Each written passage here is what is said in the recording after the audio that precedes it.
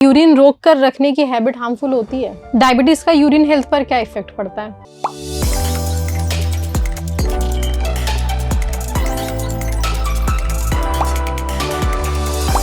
Healthy Life Show presented by Paras HC Hospital.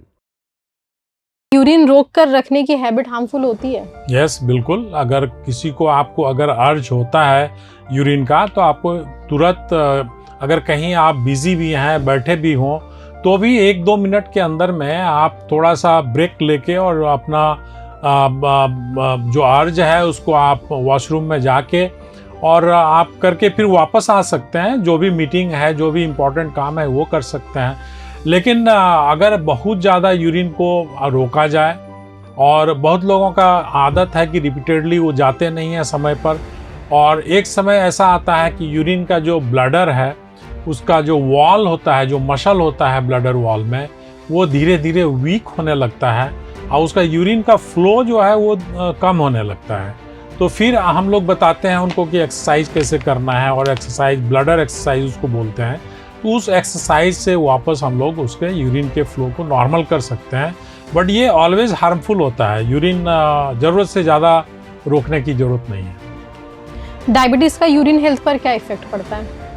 अगर किसी को डायबिटीज़ है तो उसका कम से कम साल भर में एक बार यूरिन का टेस्ट तो करना ही चाहिए। क्यों? इसलिए कि डायबिटीज़ का असर किडनी पर पड़ा है या नहीं पड़ा है, ये अर्लीस्ट स्टेज में हम यूरिन का टेस्ट करके ही पता कर सकते हैं, दूसरा कोई टेस्ट नहीं है। जब तक ब्लड का टेस्ट बढ़ता है तब तक काफ़ी देर हो चुका होता है और वो किडनी का बीमारी लाइलाज हो जाता है। फिर हम लोग उसको कुछ कर नहीं सकते हैं, उसको सिर्फ उसके बीमारी के बढ़ने के गति को हम लोग रोक सकते हैं, बट क्योर नहीं कर सकते हैं।